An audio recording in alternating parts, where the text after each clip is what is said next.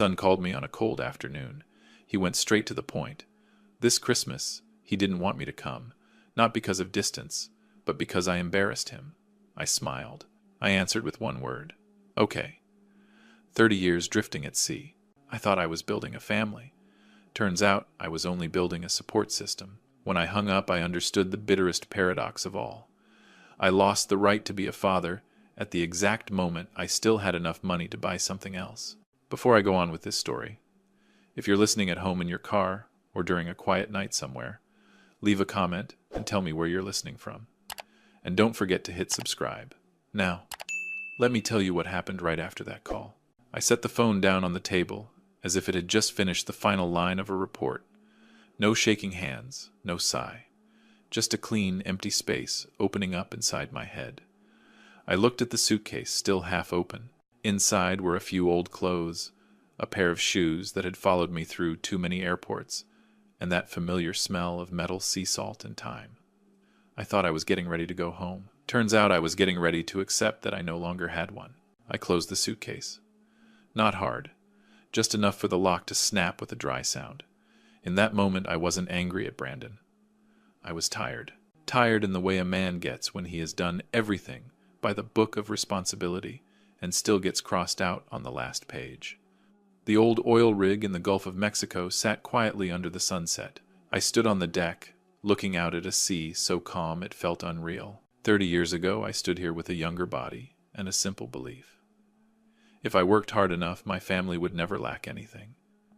I believed my absence today would be paid back with their security tomorrow. I believed in checks, wire transfers, and promises that were never spoken out loud. There were birthdays where I could only manage a 5-minute call between shifts. There were Christmases when I sent the gifts early, then boarded a helicopter back out to sea. Brandon grew up through photographs.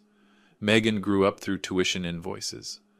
I kept telling myself, one day they would understand that a father isn't always present, but he is always responsible. That call proved I was wrong. Not a small mistake. A mistake at the root. I went back into the crew quarters, opened my laptop, and checked the schedule. The words, "Final Technical Consulting Assignment," stared back at me like a proper ending. I had thought that after this trip I would finally give more time to my family. But my family had just decided to save me the effort. I sat down and poured myself a glass of water. Not whiskey. I wanted my head clear enough to remember everything exactly as it was. And once I started remembering, the pieces began to fall into place on their own. Brandon said he needed personal space. I knew that tone. The voice of someone trying to keep things looking neat. I remembered hearing that same voice when he explained why he needed more money for a down payment on a place in New York. I remembered Chloe standing behind him, silent but nodding at all the right moments. That night I opened my email. I wasn't looking for anything specific, just rereading old messages. Quick thank yous. Polite. All sounding the same. Thanks, Dad. Everything's handled. Don't worry. I realized I had never once received a message asking, "Dad, are you okay?" One email from an acquaintance in real estate accidentally filled in what Brandon never said. A Christmas event was being planned. Not a family dinner. A launch party. A place where Brandon needed to appear successful, untethered from the past, and without the image of a father who once stood in ocean wind and the smell of oil. When I understood that, I didn't feel angry. I felt something colder. A simple truth. I wasn't invited because I didn't fit the picture my son was trying to hang on the wall. I looked at myself in the mirror. Gray hair, weathered skin, eyes that no longer looked eager. I had believed those marks were badges of sacrifice. To Brandon, they were probably something to be hidden. That night, I didn't go to sleep right away. I sat there running numbers in my head. The habit of an engineer. 30 years. 12 months each year. Regular transfers. Guarantees. Signatures I placed without reading too closely, because I trusted who was receiving them. I asked myself what I had actually taught my children. Had I taught them that family is a steady cash flow, that presence can be replaced by an on-time transfer? When that question surfaced, I knew I couldn't keep pretending. I couldn't keep playing the silent father, and I couldn't explode like a stranger either. I needed to look straight at the system I had built with my own hands. The next morning, I called Silas. No small talk. I told him I needed to know exactly where I stood. His voice dropped as if he had been waiting for this call for a long time. We agreed to meet, not to complain, but to take inventory. Before leaving the rig, I stood on the deck a little longer. The sea was still calm, but inside me, something had closed.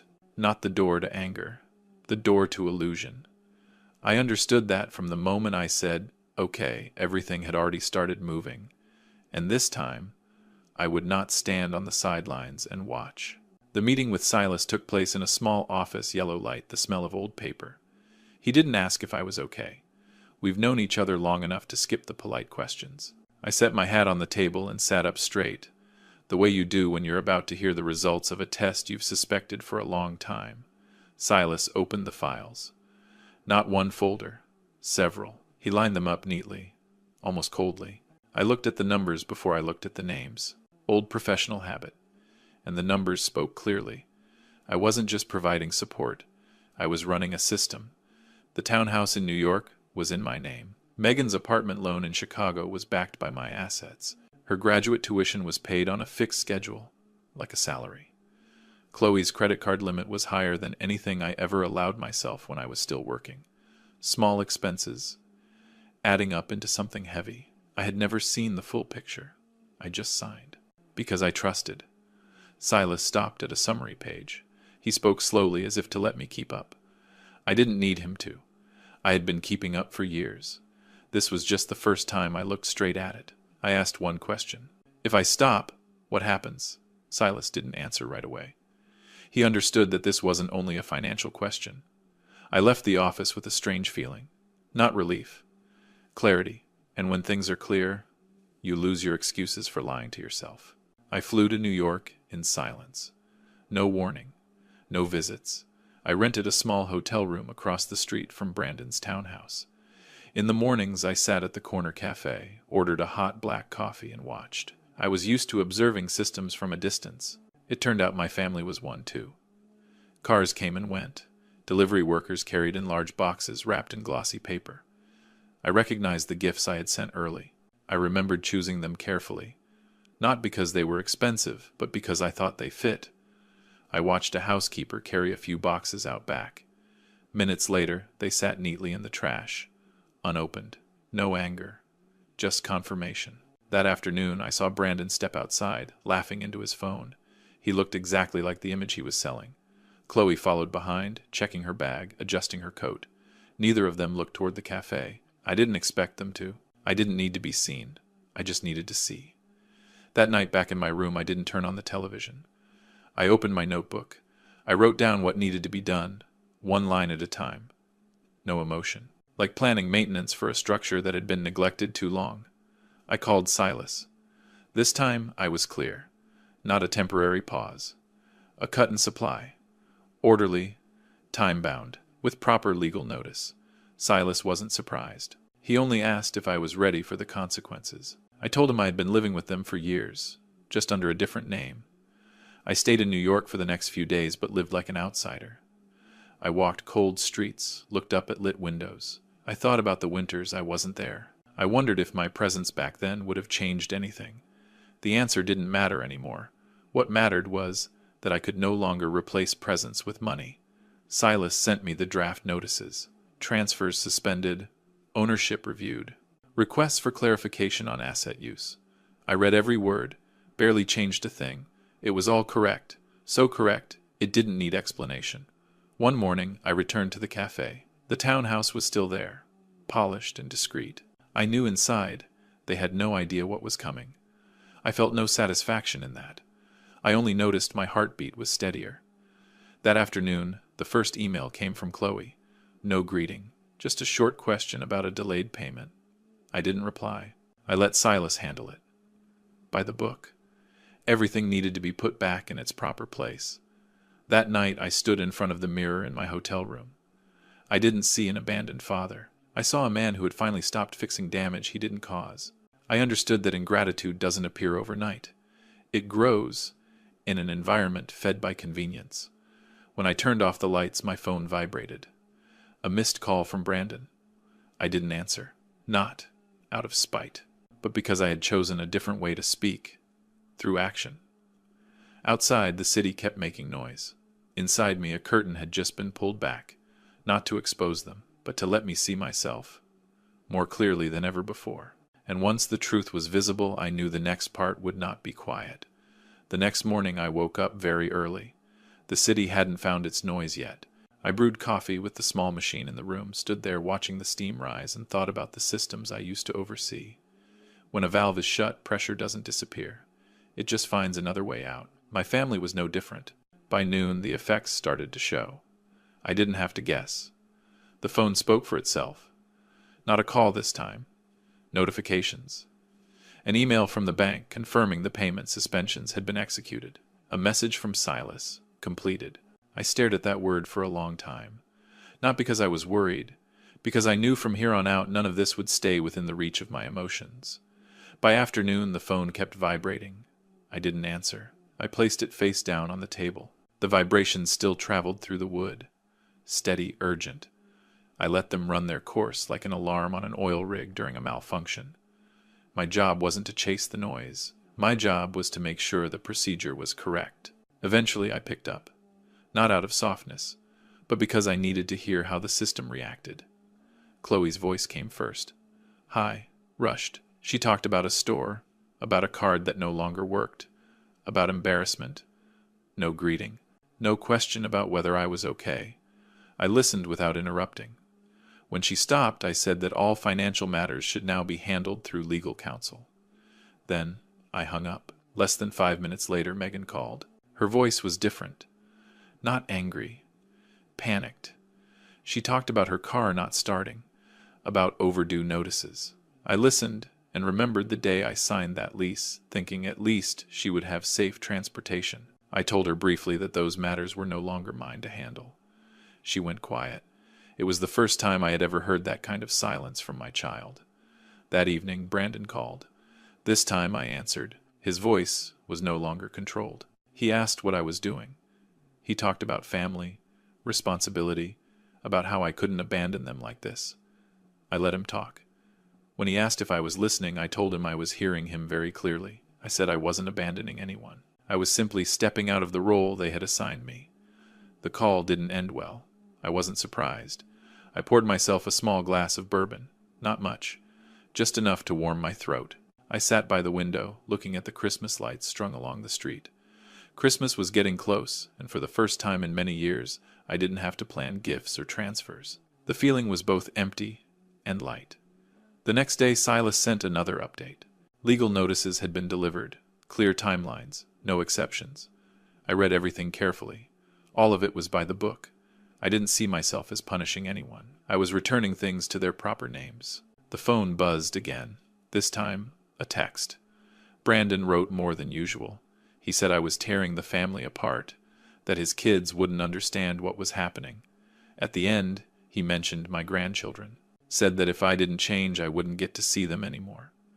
I read that part twice. Not because it hurt, because I saw it clearly. That was the last leverage he had. I didn't respond right away. I put on my coat and went out for a walk. The air was cold, but my head was clear. I thought about the times I wasn't there when Brandon was young. I had believed I was making up for it in other ways. Now I understood. Some absences can't be filled with anything. When I got back to the room, I sent Silas a short message. Log all contact. Then I replied to Brandon. I said I would not negotiate using children's emotions. I said if he wanted to talk, we would talk like adults, with lawyers present. Nothing more. That night I slept deeply. No dreams. In the morning I woke up with a strange feeling. Quiet. Not because everything was finished, but because I no longer had to react. I was acting. The calls slowed, then returned in a different form. No more shouting. Questions. Confusion. I didn't interfere. I let things run on their own momentum. When the supply is cut, those who depend on it are forced to face reality. That afternoon, a short message came from Silas.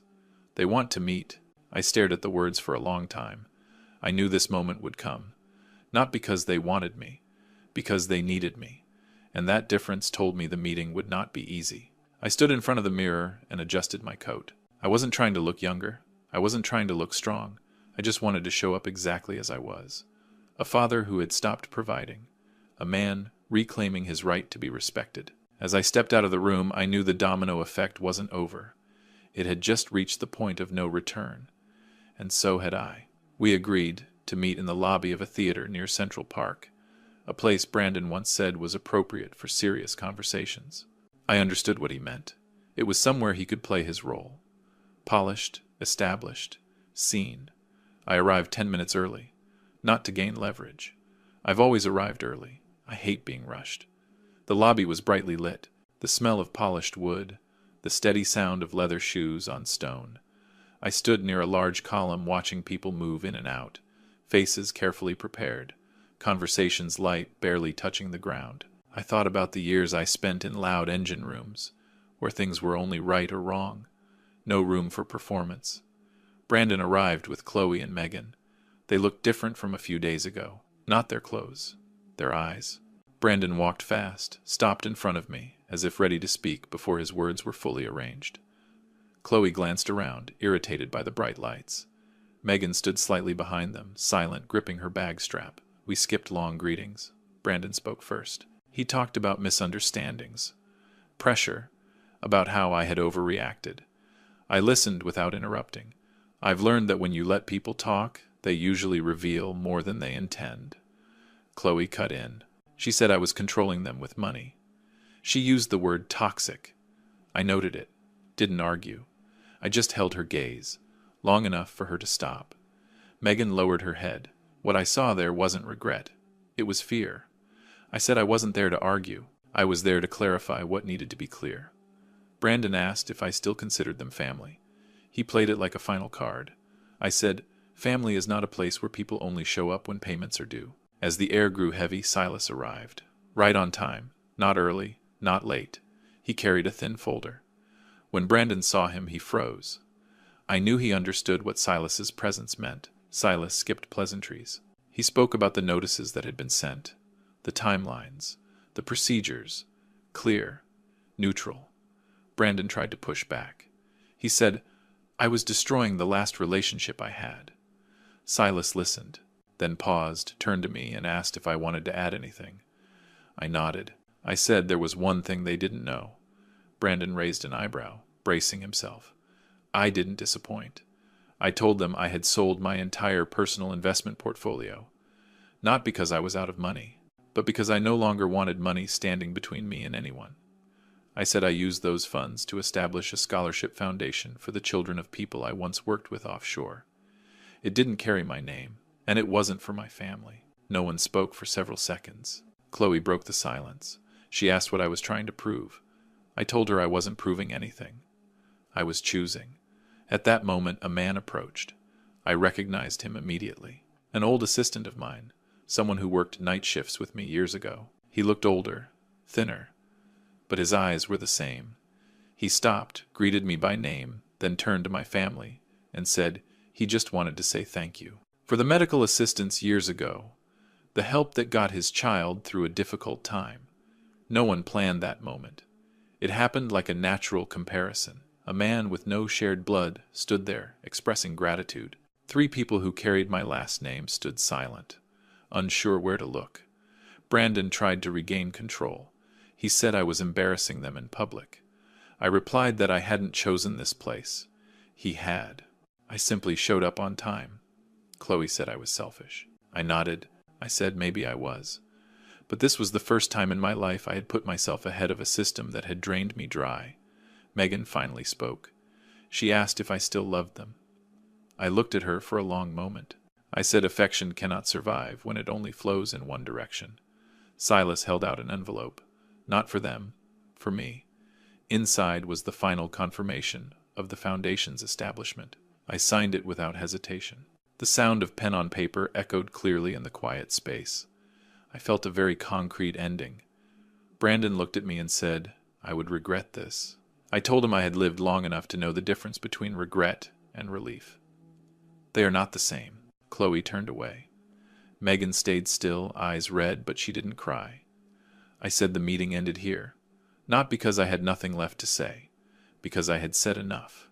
I greeted Silas, nodded to my old assistant, and walked out of the lobby. I didn't look back. Outside, the air was cold, but clean. I took a deep breath. For the first time in many years, I didn't feel like I was leaving something behind. I was moving forward, and I knew, after tonight, nothing would ever return to the way it was. I left the theater after the streetlights came on. No one called after me. No footsteps followed. I walked slowly, letting my breathing catch up with what had just happened. Everything behind me closed neatly. No noise, no shattering, just a door closing at the right moment. That night, back at the hotel, I packed my things. Not much. I've never lived with many possessions. Before sleeping, I opened the envelope Silas had given me. Not legal papers. A confirmation for an early morning flight. I had decided already. I just hadn't said it out loud. When a chapter ends, I don't like standing there staring at it for too long. The next morning I left New York while the sky was still gray with fog. On the plane I looked at the rows of occupied seats and thought about all the years I flew back and forth for work. This time was different. I wasn't chasing deadlines. I wasn't carrying any responsibility except myself. That feeling didn't make me younger. It made me stand straighter. I arrived in the Gulf of Mexico in the afternoon. The sea hadn't changed much. The same familiar salt in the air. The same steady wind. I stepped onto the ship that had been waiting. Not a glossy yacht. Just a vessel solid enough to go far. I chose it for a simple reason. I trust things that work quietly, without showing off. When the ship left the dock, I stood at the bow and watched the land pull away. I didn't feel like I was running away. I had stayed long enough to say what needed to be said. Behind me there were no more urgent calls. I had blocked the numbers. Not to punish anyone. To create the silence we all needed. On the first night aboard, I sat alone and opened a new notebook. The first page was blank. I wrote the title, First Day of My Life. Not because I was starting from zero, but because for the first time I was living without compensating for old choices. The days that followed moved slowly. I woke early, drank coffee, watched the sea change color with the light. I talked with the crew. Short conversations. Direct. No detours. I noticed I smiled more easily. Not because I was happy. Because I wasn't tense anymore. One morning, an email arrived from Silas. Brief. The scholarship fund had received its first applications. Some familiar last names. Children of people I once worked with offshore.